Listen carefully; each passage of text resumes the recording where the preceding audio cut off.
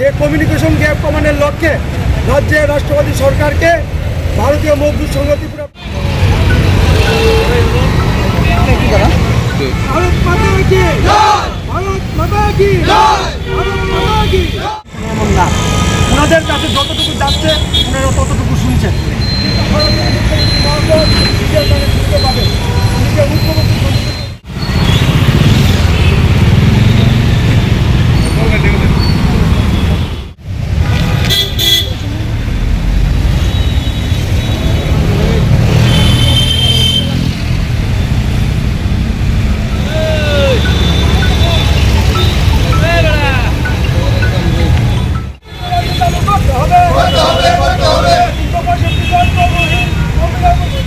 করেছি, কিন্তু আপনারা জানেন আমরা আমাদের পক্ষ থেকে মাননীয় মুখ্যমন্ত্রী সেই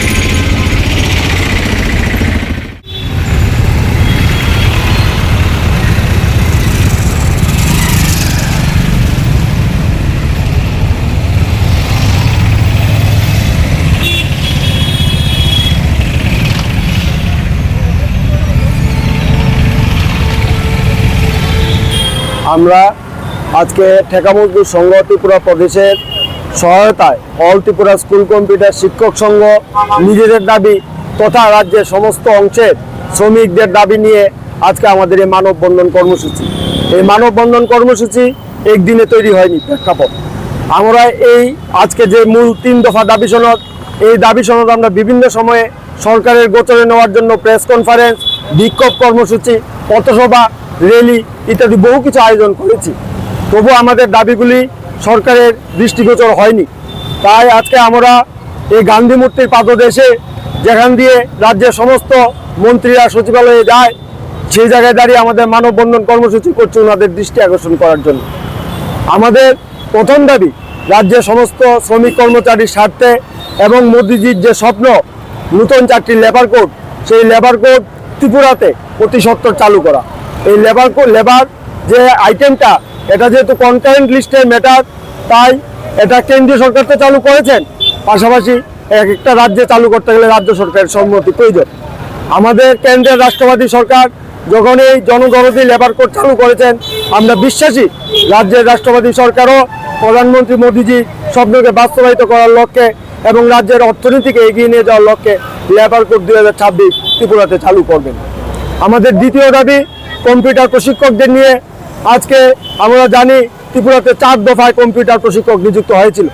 2021 সালে প্রথম দফায় 365 জন কম্পিউটার শিক্ষক নিযুক্ত হয়েছিলেন।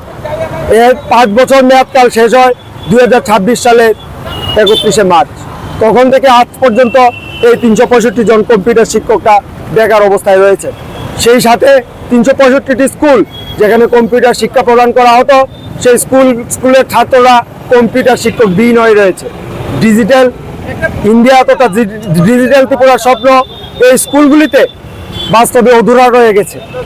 আমরা জানি ত্রিপুরাতে 4000-এর উপর স্কুল আছে এবং প্রতিটি স্কুলে যেদিন ডিজিটাল শিক্ষা প্রসারে আইসিটি কম্পিউটার শিক্ষক নিযুক্ত হবেন বাস্তবিক অর্থে, সেদিন ত্রিপুরাতে ডিজিটাল শিক্ষার সঠিক ব্যবহার হবে। আমরা সেই লক্ষ্যে পার্শ্ববর্তী রাজ্য আসামের উদাহরণ দিয়ে বলছি, পার্শ্ববর্তী রাজ্য আসাম সরকারও নিজেদের রাজ্যে 5 বছর এজেন্সির মারফতে প্রথম ব্যাচ সম্পন্ন হওয়ার পর তাদেরকে 2025 সালের অক্টোবর মাসে 1089 জন কম্পিউটার প্রশিক্ষককে তাদের রাজ্য সমগ্র শিক্ষা প্রকল্পের অধীনে সরাসরি নিয়ে নিয়েছেন। তদ্রূপ এটার কেন্দ্রীয় নির্দেশিকা, তদ্রূপ আমাদের দাবি কেন্দ্রীয় নির্দেশিকা মোতাবেক এবং আমাদের পার্শ্ববর্তী রাজ্য আসাম তথা ভারতের অন্যান্য আরও 7-8টি রাষ্ট্রপতি সরকার যেভাবে সমগ্র শিক্ষা প্রকল্পের শিক্ষক আর এই কম্পিউটার শিক্ষকদের সমগ্র শিক্ষা প্রকল্পের অধীনে নিয়েছেন 5 বছর পূর্তির পর, ঠিক সেইভাবে আমাদের এই 365 জনের যে প্রথম ব্যাচ, এই ব্যাচটাকে সমগ্র শিক্ষা প্রকল্পের অধীনে নিতে, এটা আমাদের দ্বিতীয় দাবি। এবং তৃতীয় দাবি হলো আমাদের ব্যাচগুলি যে 2 বছর 1 বছর পর পর নিযুক্ত হয়েছে, এই ব্যাচগুলি নিজেদের 5 বছর সময়কাল পূর্তির পরে ঠিক এইভাবে যেন প্রতিটি ব্যাচকে রাজ্য সরকার সমগ্র শিক্ষা দপ্তরের অধীনে নিয়ে নেয়। এই নিয়ে শুধু ত্রিপুরার কম্পিউটার প্রশিক্ষক স্কুলের ছাত্রছাত্রী শুধু লাভবান হবে না, এতে বিশাল সংখ্যক লাভ ত্রিপুরার জনগণের এবং অর্থনীতির হবে। আপনারা শুনলে খুশি হবেন যে নতুন লেবার কোডে বলা হয়েছে যে 20,000 টাকার নিচে কারোর বেতন নয়। কারণ কি, যে মিনিমাম যে ফ্লোর ওয়েজ 781 টাকা পার ডে, এটা কেন্দ্রীয় লেবার কোডে বলা আছে। কোনো রাজ্য সরকার চাইলে এর নিচে দিতে পারবে না, কিন্তু এর উপরে দিতে পারবে। আপনারা জানেন আমাদের রাজ্যে বিভিন্ন আনস্কিল লেবারদের মজুরি এখনো 346 টাকাতে রয়ে গেছে।